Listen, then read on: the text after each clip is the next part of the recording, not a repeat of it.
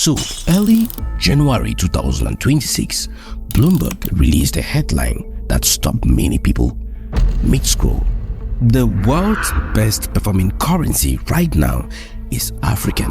It's called the Kwacha and it's from Zambia. Now, if you know even a little about Zambian economics, that sentence sounds almost absurd because in 2020, Zambia defaulted on its debt. By March 2025, the Kwacha had fallen to nearly 29 to the dollar, one of its weakest points in years. Analysts weren't optimistic. And then in the space of 10 months, this same currency gained almost 30%. Bloomberg called it the best performing currency on the planet. So what actually happened? There is a very specific strategy behind this, and it's the kind of move that other African nations are watching very carefully right now, and that's what we are going to unpack today. To understand what just happened, you need to know what came before. In 2020, Zambia made history, and not in a good way. It became the first sub-Saharan African country to default on its sovereign bonds. The economy was under serious pressure. Debt had piled up, investor confidence dropped, and the Kwacha, it suffered. Then in 2021, a new president came in, Hakainde Hichilema. He campaigned on one big promise: clean up the finances, restore stability, and unlock Zambia's real economic potential, especially in copper mining. Now, the Zambian economy has many things other African countries would love to have. It's Africa's second largest copper producer, and copper right now, copper is one of the most in demand metals on the planet. Electric vehicles, renewable energy, battery storage, the whole energy transition story. So the raw material was there. The question was, could the government actually turn things around? In 2022, they secured an IMF program, a 38-month extended credit facility. And that's basically the IMF saying, we will back you, but you need to show discipline. And Zambia started doing the work: fiscal consolidation, tightened monetary policy, debt restructuring. By mid-2024, the IMF had completed its third review and actually increased the amount of support. And that's a sign things were moving in the right direction. But here is the thing: even with all of that progress, the Kwacha was still struggling. It hit nearly 29 to the dollar in March 2025. So something else had to change, and that's where it gets interesting. In a moment, I will show you the single policy decision that kicked all of this off.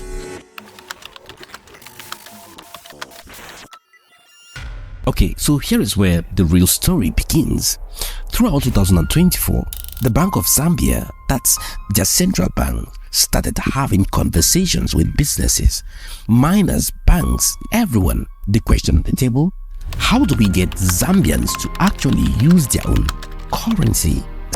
See, that sounds simple, but it's actually one of the trickiest problems in African economics. A lot of countries on this continent, and this is true from Lagos to Nairobi to Lusaka, people have been pricing things in dollars for years. Rent in dollars, school fees in dollars, even some salaries. Why? Because the local currency kept losing value. So people stopped trusting it. Think about it this way: if you are a landlord in Lusaka and your currency dropped 25% last year, would you keep quoting your rent in Kwacha? Probably not. You would switch to dollars, protect yourself. And when enough people do that, you get what is called dollarization. The local currency basically gets sidelined in its own economy. So the Bank of Zambia decided to fix that. On December 26, 2025, they issued what they called the Currency Directives 2025. The rule was straightforward: all domestic transactions must be settled in the Zambian Kwacha, no exceptions. And here is what happened next. Businesses and traders who had been holding dollars, sometimes large amounts, suddenly realized they needed Kwacha to pay taxes. to pay local expenses, to comply with new rules. So they all started selling dollars at the same time. Bloomberg described it as a kind of panic sell-off of the US dollar. Dollars flooded the market, and because suddenly there were way more dollars being sold than people needed to buy, the kwacha shot up in value. A skeptic can say, okay, that sounds like a one-time trick. Force people to sell dollars, get a temporary bump. And that's actually a fair question. We'll come back to that.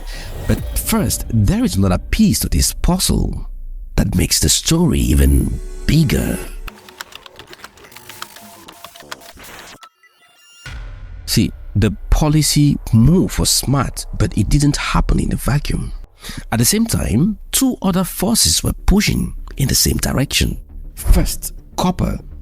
Zambia is Africa's second largest copper producer, and global copper prices have been running near historic heights, driven by the energy transition, electric vehicles, battery demand. Now, all of that means more money is flowing into Zambia from exports. More copper sales means more dollars and foreign currency coming in from overseas.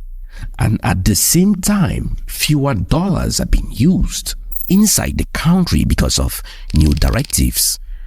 You put those two things together and you get a situation where the kwacha is suddenly in very high demand.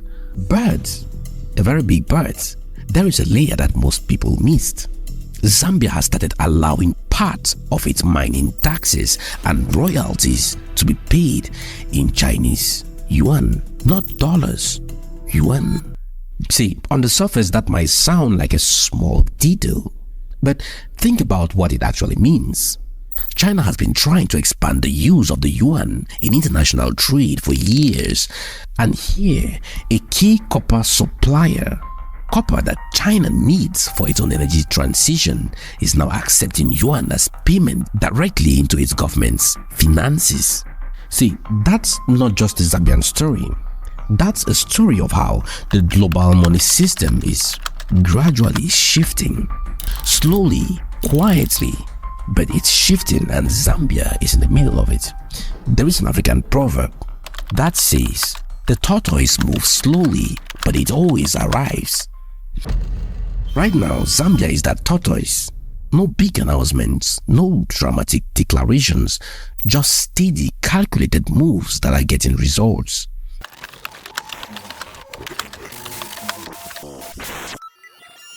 Now, I want to be honest with you here, because this is where a good analysis separates from cheerleading. Not everyone thinks this rally is as solid as it looks.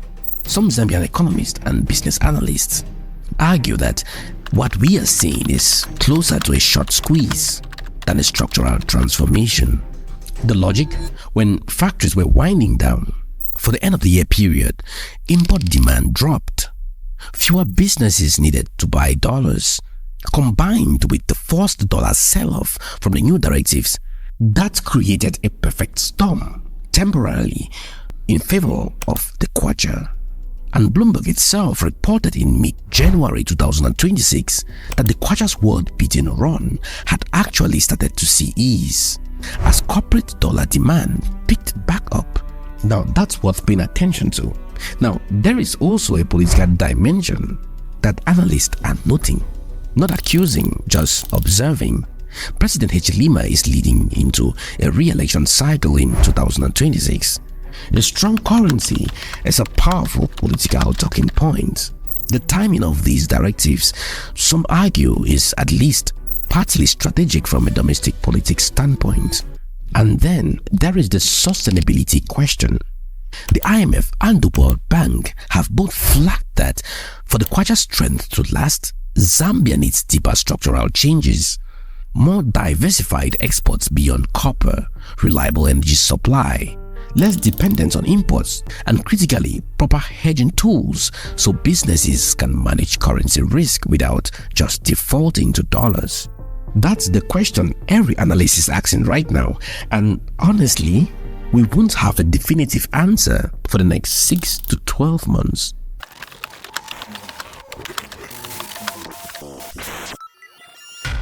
Now, here is why this matters beyond Zambia's borders. Several African countries have been battling currency weakness for years. Ghana, Nigeria, Kenya, all of them have dealt with the same problem. Heavy dollarization, capital flight, and currencies that keep losing ground against the dollar. Zambia just ran what looked like a live experiment, and right now, the early results are positive, so other governments are paying attention. But the lesson isn't just force people to use your currency and everything will be fine. That's too simple. What Zambia actually did was layer three things at the same time. 1. The policy framework. The policy directive gave the central bank real teeth. 2. A commodity tailwind. Strong copper prices meant foreign exchange was flowing in naturally. 3. Institutional credibility.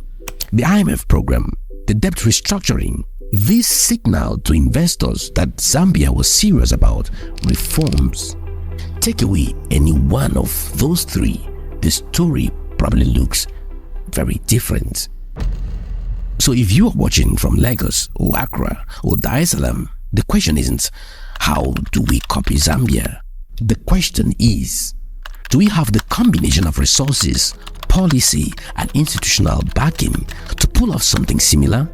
Now, that's a more harder question, and it's one that each country has to answer for itself. So here is where we land.